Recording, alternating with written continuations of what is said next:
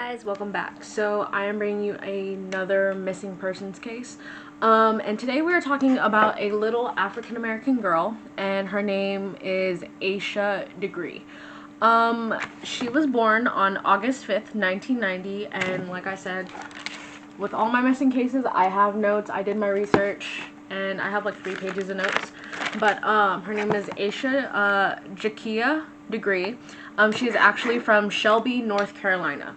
So she was described as a very shy person, she kept to herself a lot. She played with like kids at school, but she was that kid at school who didn't make the first move.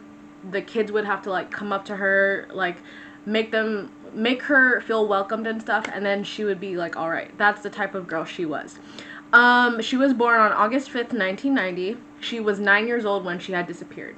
Her mother's name is Jaquilla Degree, her dad's name is Harold Degree, and her brother's name is O'Brien Degree. O'Brien is, I think he's a few years older than Asha, and Asha was actually in the 4th grade.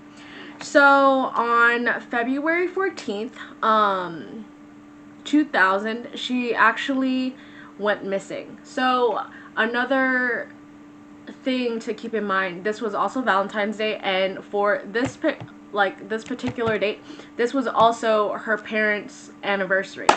And a little bit of her backstory: she was a pretty shy girl, like I said. She loved going to church. She was very church based. Her and her family were very close. She played with a lot of her cousins. Her grandma actually lived across the street from them. But yeah, she was very tight-knit with her family. But for some reason, on the early hours of February 14th in the year 2000, she packed her book bag and she left her family home in North Carolina. She actually traveled by foot. And when I looked this up, there was different like stories and different facts and different details. So I tried to like combine all of it just so I can get as much as possible in this video. So, a little more descriptive, her brother and her were sleeping, and their rooms were right next to each other. So her brother had heard her bed squeak, but he didn't think anything of it. He just thought, oh, maybe she's like rolling around in her bed, like she was just tossing over. Maybe she was too hot or something. So that's what he thought of. But he just assumed she was tossing and turning in her bed. Apparently, this is when she had packed her things. Asha had actually packed several clothes. She had packed several of her belongings. It didn't say what else she had packed, but the main thing was clothes. She packed several sets of clothes. And apparently this was the time when she had left the house. So no, everybody's supposed to be in bed, and the next morning they were actually supposed to get up and go to school. So Asha had left the house around 3:45 to 4:15 in the morning. She was wearing a white tee and white pants. So at 5:45, her mother, Jaquilla, woke up to wake up the children, and she was running them a bath so they could get ready for school. And when she had knocked on the door, she found O'Brien, but she didn't find Asha. So she started freaking out, and then she went across the way to her mother's house to see if she was over there sleeping or anything, if she got up during the night, or if she went over and she didn't tell her. But instead, she found out she was nowhere to be found. So she started freaking out, and she told her husband to call the police. So, when Asha had disappeared, she was walking on the highway. So she was walking on the highway of North Carolina, and it was Highway 18. When I saw this highway in different stories, like the name of the highway, it said either Highway 18 or someone just forgot to put the 0. So it's either Highway 18 or 180. But it was actually heavily raining in the morning, and there was strong winds. So this was severe weather for a 9-year-old. And no, she's shy, and another thing, she's also scared of dogs. Her mom even said in an interview that she's surprised if she would even go play outside, at all. She was an introvert. She liked to be inside at all times. She liked to be safe. She liked to be in a contained space to know like she's okay. She did not like any dogs. She was scared of any type of animals. She wasn't that type of kid. She liked to stay to herself. So at 3:45 to 4:15, when she apparently left, along the highway there was a lot of motorists. So they saw her and they're thinking like, hey, that little girl should not be out at this type of like hour. And she was only 9, guys. She was only 9 at the time. One of the motorcyclists actually circled back 3 times to see if she would like do anything, but he was actually going to approach her and ask if she needed help going back home or anything, to see if she needed help, and she actually ran into the woods. And no one has seen her since. So that day, an intense search was actually made. It led to the location to some of her belongings.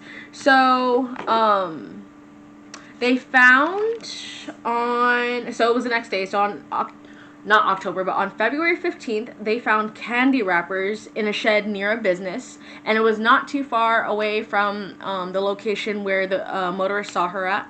And then they found, what else did they find? A pencil, a marker, and a Mickey Mouse bow that her parents claimed that was hers.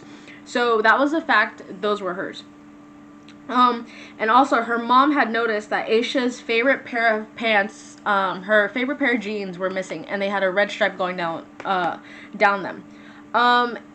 So the FBI, they were very confused as to why a 9-year-old would run away. The average age, according to the FBI, not according to me, but according to the FBI, is 12 years old to like 15 to 16. That's the range of kids thinking they want to run away or that happen to run away. So they found Asha's case to be very different. And that's typically the age that the kids would run away. But they had said this is a different type of case. So the case had drawn national attention. And it was crazy because this case, like, people go missing all the time, but for this certain case, this case went like viral. It went all over. It was nationwide. People in jail knew about it. People all over the states knew about Asha, and she was missing. So the FBI, the authorities, and the county authorities, they actually searched for 9,000 man hours. So that means on foot, patrolling in cars, going around the whole entire city, stuff like that. And they went to a 2 to 3 mile radius. They brought out the canines. They had no track of her scent at all. Because again, it was raining that day, so whatever scent Asha probably had for the dogs to grab on, it probably washed away because of all the rain and the wind. And they had 300 leads. Excuse me. They had 300 leads to the disappearance of this little girl. And by the time it hit 24 hours, there was flyers posted everywhere. Currently to this day, they actually have a billboard in North Carolina, and it actually has Asha's face on it. It has, okay, so half of the billboard has Asha's face, and then the other half has a morphed version of what she could potentially look like to this day.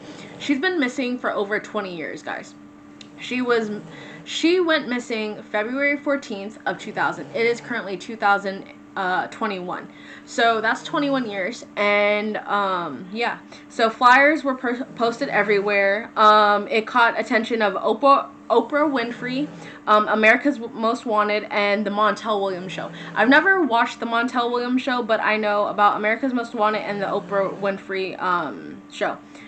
But it's pretty crazy because those are popular people, and it grabbed attention of them. So they had actually did an interview with Asha's mom, and Asha's mom had said she was very shy, she was very timid, she was scared of dogs, she was scared of people in general, and then she was just very like timid, close to herself. She liked to keep to herself. What else can I tell you guys? Okay, so also, her book bag was found. Okay, so her book bag was found in August 2001. It was also found August 3rd, 2001, and then it was a long, excruciating year, her mom said. It was unpacked and it was actually unearthed from a construction site along the highway of 18 north of Shelby in Morganton. Like I said, there is a billboard in North Carolina of her face. No one has seen her since. So, okay. So, the FBI, when they were doing, well, they are still doing Asha's case, but initially when the case had first started, the FBI had actually looked into the family. They were thinking, was the family abusive towards Asha? Was she being mistreated? Was she being bullied? Was she, like, any bad factors that they were trying to rule out, they did actually rule out, because she came from a very loving family. They went to church, they did everything together, so they don't understand why she would run away, why she would leave the home at 3:45 in the morning. Like, a cat, nobody should be out during that time. So, they found it weird because she was only 9 years old. Okay, so the case, like I said, drew national attention. And then, what else haven't I told you? Yeah, so she came from a loving family, and then back in 2015, the FBI joined state authorities and county authorities. Every authority you could ever think of, to the highest, they had joined together and reopened the case. They speculated that she probably, like, went off track, but then you're thinking, like, what track was a 9-year-old on when she had left the house? But they speculated that she either got off track and she got lost, or she was abducted. Because the FBI had ruled out, like, she was very family based. She was scared of even an animal, like a small animal. So most likely she would be scared to go away from the house. But then it's, like, confusing. Like, why are you, like, leaving the house? Like I said, she's very timid. And then the FBI actually offered a $45,000 reward to whoever knew where she was, or any information, or anything like that. First it was like 20,000, then they upped it to 25, and then now it's actually currently 45,000. Yeah, it's really crazy. Like, this story is, some more about her background. So they lived in a subdivision, so it was just a normal neighborhood. Her parents had regular jobs. Like I said, she attended church and school. Let me see what other details I can give you guys.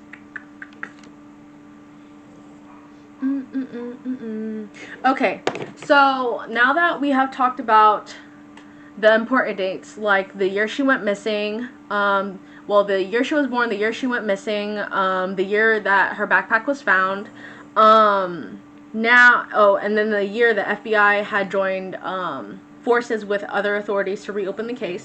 Let's talk about last year of November 2020. So November 2020, an inmate named Marcus Milan, he was actually in prison for having sex crimes against little children. So he was convicted for 14 years, and he still is in the penitentiary today. And he had actually said that he knows where Asha is and where she's buried, and he had actually claimed that she was murdered.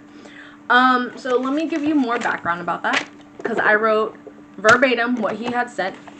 So apparently he had sent the Shelby Star. I don't know if that's a newspaper. It sounds like a newspaper to me. It could be like someone very important. It could be a person, but he had sent the Shelby Star a letter. And the letter had said, "About 4 months ago, I had found out about Asha Degree. I know about her whereabouts and what happened to her. She was murdered, took, buried, and I do know how and what town she is in. I hope you guys get this letter and come to see me. It's only up and up from here."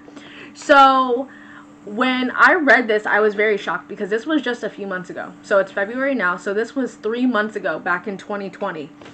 And he is currently serving a prison sentence of 14 years.